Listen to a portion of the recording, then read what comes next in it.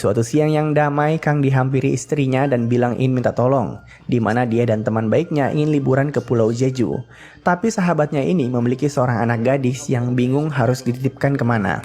Dan istrinya sudah terlanjur mengiyakan untuk bocah itu dititipkan ke suaminya alias Kang. Tak sampai di sana, bocah itu akan dititipkan kurang lebih selama 3 minggu. Kang yang tadinya pengen berleha-leha malah jadi repot. Makanya ia menolak permintaan tersebut. Tapi ya, namanya juga suami, ujung-ujungnya tunduk dan patuh akan perintah istri. Yang tadinya minta tolong, sekarang istrinya mewanti-wanti Kang agar selama dititipkan, bocah itu harus ia jaga dengan baik atau dirinya akan dihukum. Keesokan harinya, ia pun mengantarkan istrinya ke bandara, dan malamnya bertemu bocah yang dimaksud. Ia bernama Kim Yoon Jin, dan umurnya masih 17 tahun, bisa dibilang lagi labil-labilnya.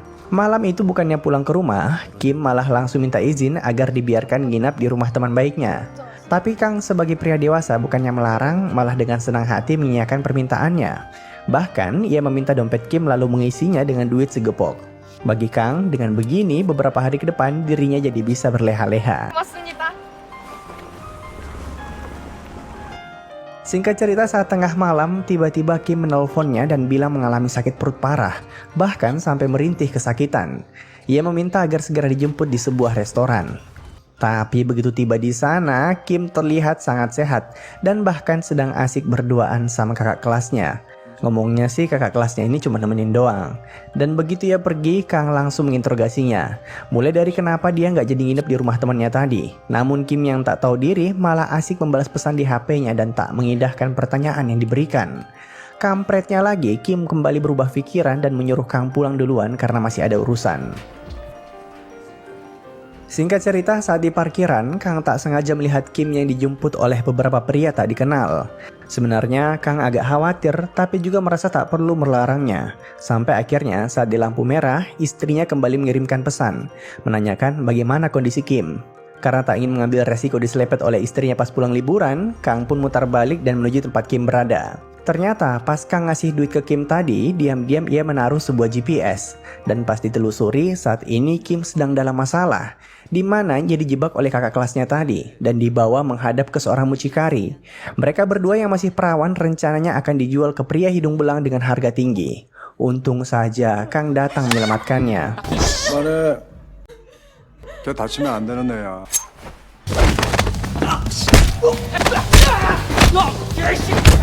Di sini Kang sempat ditusuk oleh si mucikari, tapi untungnya tak terlalu dalam dan berhasil ia jahit sendiri saat sampai di rumah. Belum juga bisa bersantai sejenak, Kim kembali mengganggunya dengan menanyakan beberapa pertanyaan. Salah satunya, ia sangat terheran-heran kenapa om-om sesantai dirinya bisa sangat kaya. Tapi Kang cuma menjawab kalau ia memiliki beberapa properti yang disewakan. Singkat cerita, malam itu setelah pulang dari makan malam, mereka kembali melewati tempat Kim disekap kemarin. Tapi anehnya, tempat itu telah dipenuhi dengan polisi, karena ternyata telah terjadi pembunuhan. Mobil Kang bahkan sempat diberhentikan oleh seorang detektif bernama Lee. Ia terlihat memperhatikan wajah Kim berulang kali sebelum mereka dibiarkan pergi dari lokasi. Begitu sampai rumah, Kang baru tahu kalau anak-anak muda yang kemarin ia lawan ternyata dibunuh oleh seseorang, tepatnya 30 menit setelah ia meninggalkan lokasi.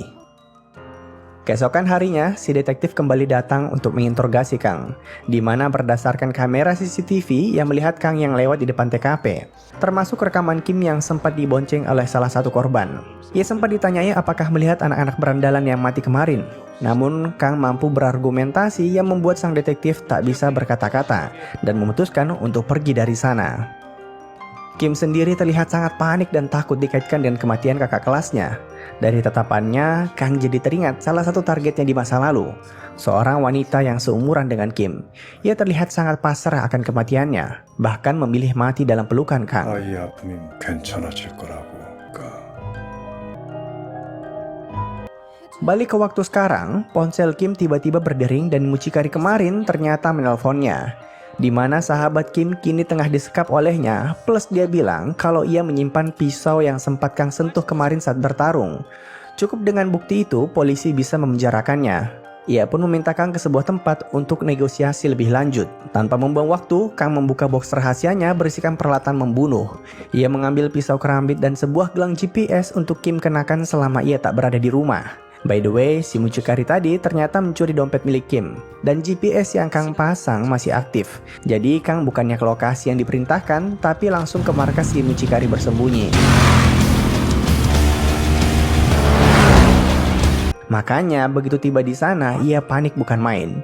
Walaupun di sana terdapat seorang bodyguard yang berjaga, bagi Kang itu bukanlah masalah. Si mucikari sama temannya beberapa kali mengancam Kang, bilang sahabat Kim saat ini sedang ia sekap. Tapi bukannya nurut, Kang malah tak berhenti menyiksa teman mereka dan mengancam akan membunuhnya jika pisau yang memiliki sidik jarinya tak dikembalikan. Dan akhirnya mereka pun nurut walaupun ujung-ujungnya berhasil kabur.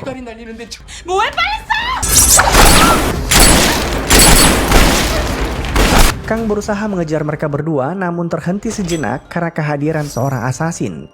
Di tengah kegelapan mereka berdua saling adu skill.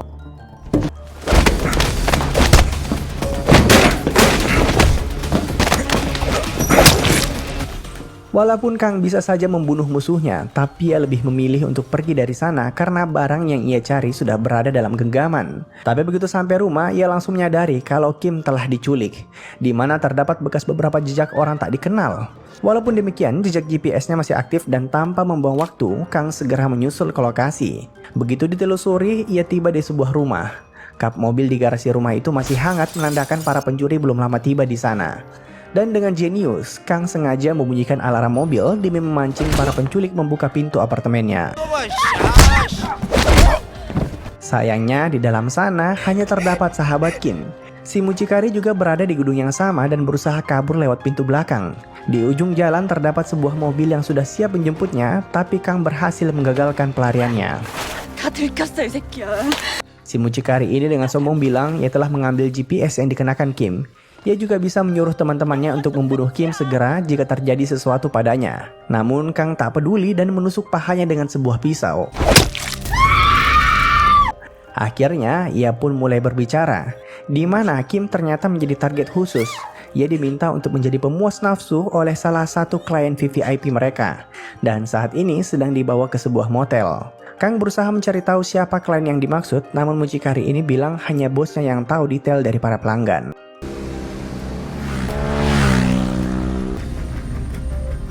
Setibanya di motel, kedua orang gangster langsung berusaha membunuhnya. Pertarungan sengit pun terjadi dan Kang menghadapi mereka dengan sangat tenang. Ia bahkan bertarung tanpa menggunakan senjata dan mampu menghabisi dua pria itu tanpa tergores sedikit pun. Para anggota gangster terus berdatangan, tapi kali ini Kang menghabisi musuhnya dengan efektif menggunakan senjata api.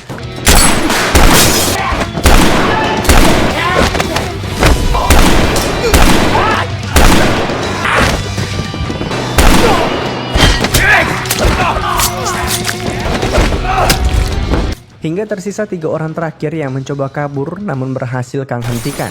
Malam mulai larut dan ia tak ingin bertele-tele untuk menemukan Kim. Makanya ketiga orang ini ia bunuh satu persatu ketika tak mampu memberikan jawaban di mana keberadaan Kim saat ini.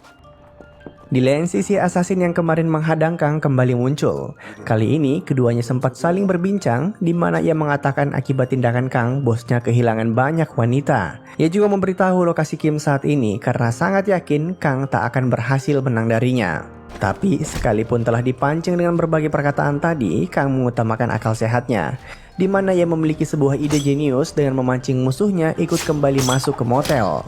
Di dalam sana keduanya bertarung dengan sengit, namun Kang telah mengatur sebuah jebakan. Ia mengaitkan sebuah tali pengait pada pakaian musuhnya sehingga ketika ia lompat dari ketinggian, musuhnya terseret dan pingsan akibat benturan.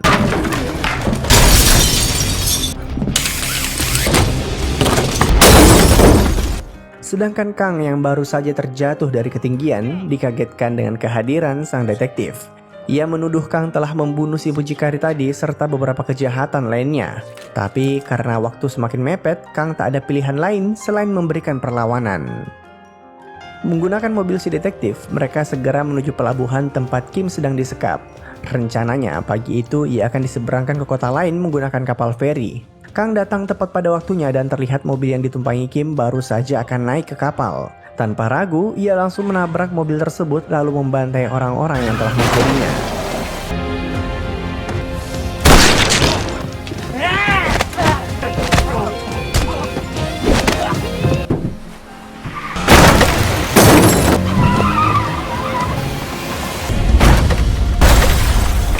Saat musuhnya sudah sekarat, Kang mencoba mencari tahu siapakah pelanggan VVIP yang sangat menginginkan Kim sampai berbuat sejauh ini. Tapi karena tak mau menjawab, ia pun langsung membunuhnya. Di saku musuhnya terdapat sebuah ponsel dan ketika ditelepon nomor panggilan terakhirnya malah terhubung ke ponsel sang detektif. Eits, kok bisa? Ternyata selama ini ia menjadi backingan para penjahat. Tapi dibanding mengadukan tindakan korupsinya, Kang meminta agar si detektif membantunya agar keluar dari segala tuduhan hukum dari pembantaian yang baru saja ia lakukan. 2 hari kemudian, Kim akhirnya terbangun dari pingsan. Kang dirawat di rumah sakit yang sama tapi terlihat tak mengalami luka berat. Sejak awal ia nginap di sana demi mencegah Kim dari serangan gangster yang bisa saja masih mengincarnya. Tak lama kemudian, detektif Lee datang dan menanyakan bagaimana Kang bisa tahu kalau dirinya selama ini bekerja sama dengan penjahat kemarin. Ternyata pada saat Kang jatuh dari motel dan menghantam mobil detektif, ia menyadari ada jasad si mucikari di bagasi, menandakan sang detektif mencoba menyembunyikan sesuatu. Anyway, sesuai perjanjian, ia akan memberikan si detektif uang sebagai ganti atas kematian sumber cuannya. Tapi Kang bilang ia akan membayarnya jika si detektif mampu menemukan siapakah klien VVIP yang menginginkan Kim sejak awal. Sorenya, Kang telah keluar dari rumah sakit dan langsung menemui temannya yang menjual berbagai senjata. Tapi ia meminta permintaan khusus di mana untuk aksinya kali ini Kang membutuhkan sebuah sniper tipe tertentu. Si pedagang senjata mengiyakan permintaan Kang namun membutuhkan waktu untuk senjata khususnya bisa sampai ke Korea. Malamnya, istri Kang kembali menelpon untuk menanyakan si bocil. Seminggu lagi ia akan pulang dan Kang agak panik karena Kim saat ini masih dirawat di rumah sakit. Tak lama kemudian, Kang menerima informasi terbaru dari sang detektif. Ia telah berhasil mendapatkan nama orang yang mengincar Kim dan saat ini sedang berada di sebuah hotel. Tanpa basa-basi, Kang langsung ke lokasi dan membantai beberapa bodyguard targetnya.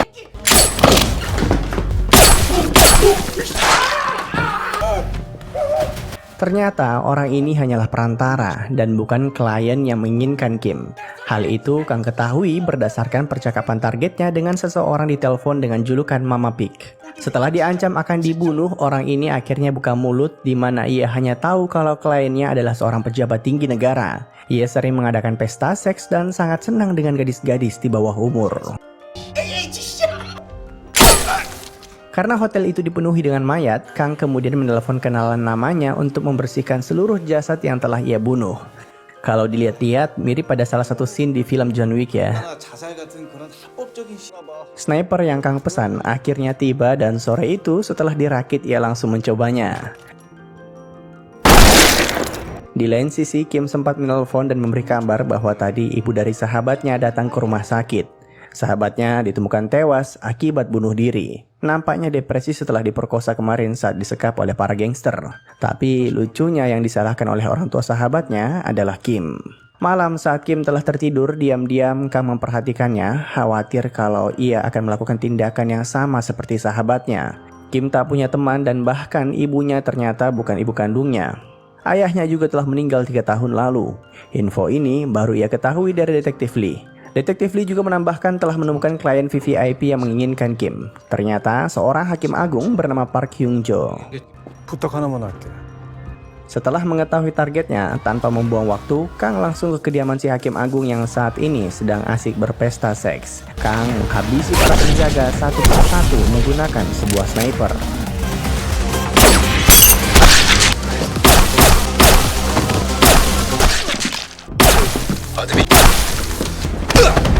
Tak peduli berapapun penjaga yang datang, Kang terus menghabisi mereka. Sampai akhirnya tiba-tiba ia dihianati oleh detektif Lee, yang harusnya membantunya malah berkhianat.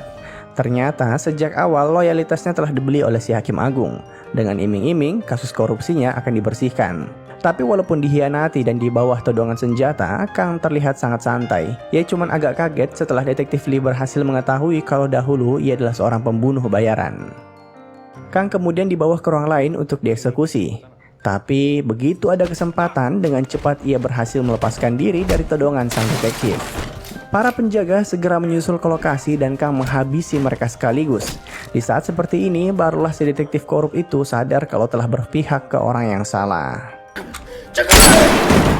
Suara tembakan tadi memancing sang asasin masuk ke ruangan bersama beberapa anggotanya. Di scene ini mereka saling adu tembak, dan dengan sangat tenang Kang berhasil mengalahkan pasukan yang tersisa hingga pada akhirnya terjadilah duel tangan kosong antar mereka berdua.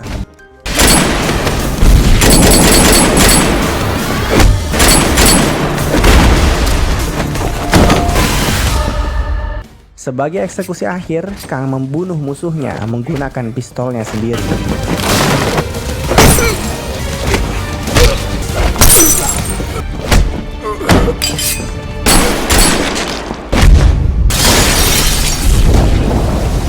Setelah menghabisi semua penjaga, Kang masuk ke kamar si hakim yang dengan bejatnya baru saja selesai menikmati seorang gadis di bawah umur.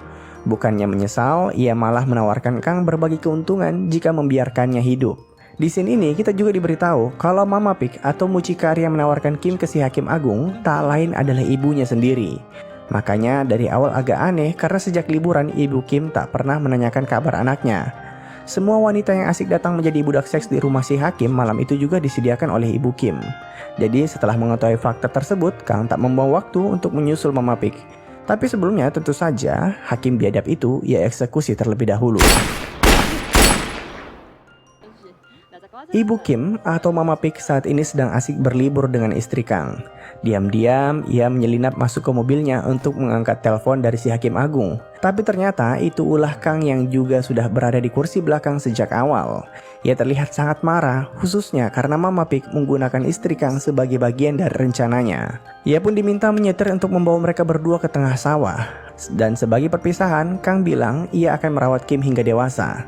Tapi ibu Kim bukannya bersyukur, malah bilang kalau anak tirinya tak pantas untuk hidup. Di akhir film, Kang mendatangi istrinya yang sedang bersantai di tepi pantai. Terlihat Kim juga ikut dan sudah pulih total.